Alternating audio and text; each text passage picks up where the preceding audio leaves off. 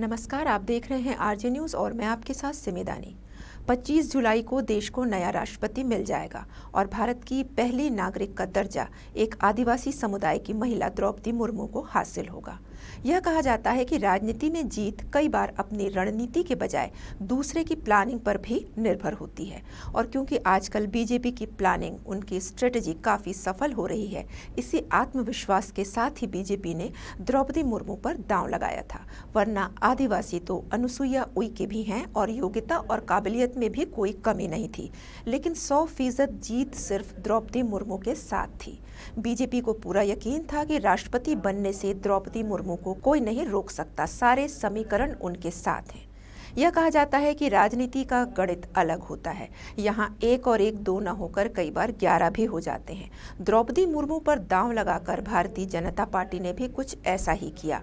वोटों की गुणा भाग में अनुसुईया उइके पर द्रौपदी मुर्मू भारी पड़ गई। द्रौपदी मुर्मू उड़ीसा की रहने वाली हैं और अनुसुईया उइके मध्य प्रदेश की। कैलकुलेशन किया जाए तो एनडीए और विपक्षी पार्टियों की वोटों में बहुत ज़्यादा अंतर नहीं था और बीजेपी को जीत सुनिश्चित चाहिए थी, किंतु परंतु उन्हें नहीं चाहिए था। नरेंद्र मोदी नहीं चाहते थे कि इसमें कोई किंतु परंतु हो, इसलिए द्रौपदी मुर्मू को उम्मीदवार बनाए जाने से उड़ीसा का वोट तो बीजेपी ने सुनिश्चित कर लिया था और अगर किसी और को बीजेपी उम्मीदवार बनाती तो हो सकता है नवीन पटनायक खिलाफ जा सकते थे। आजकल देश में दलित और आदिवासी की जो पॉलिटिक्स चल रही है, ऐसे में द्रौपदी मुर्मू को उम्मीदवार न बनाना, उनसे मुंह मोड़ना भारतीय जनता पार्टी के लिए भारी पड़ सकता था। किसी भी राज्य के लिए यह गौरव की बात होती है कि वहां का कोई नेता राष्ट्रपति बने, लिहाजा नवीन पटनायक ने भी बिना देरी के समर्थन का ऐलान कर दिया। द्रौपदी मुर्मू आदिवासी बहुल राज्य झारखंड की राज्यपाल भी रह चुकी हैं। झारखंड में आदिवासियों के नाम पर भी काफ़ी राजनीति होती है और द्रौपदी मुर्मू का प्लस पॉइंट यह है कि वह आदिवासी होने के साथ साथ एक महिला भी हैं, इसलिए झारखंड से भी वोट मिलने की काफ़ी उम्मीदें थी। झारखंड में 2024 में विधानसभा का चुनाव भी है। अगर झारखंड मुक्ति मोर्चा द्रौपदी मुर्मू के खिलाफ में वोट करता तो चुनाव में भारतीय जनता पार्टी इसे मुद्दा बनाती और झारखंड मुक्ति मोर्चा को आदिवासी विरोधी पार्टी साबित करती। झारखंड में कुछ दूसरी पार्टियों के आदिवासी विधायक सांसद भी अपना वोट द्रौपदी मुर्मू को देने के लिए पूरी तरह तैयार थे।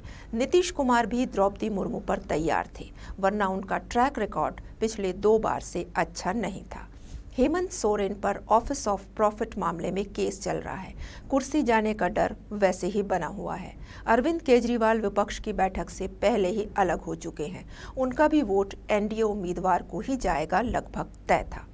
दक्षिण में उड़ीसा का आंध्र से सटे होने की वजह से जगमोहन भी द्रौपदी मुर्मू के पक्ष में थे और वैसे भी जगमोहन का लगाव एनडीए की ओर काफ़ी पहले से है और चंद्रबाबू नायडू भी बीजेपी से घनिष्ठता बढ़ाने के लिए द्रौपदी मुर्मू के ही पक्ष में थे। और जहां तक छत्तीसगढ़ के राज्यपाल अनुसुईया उइके हैं, वे भी आदिवासी हैं।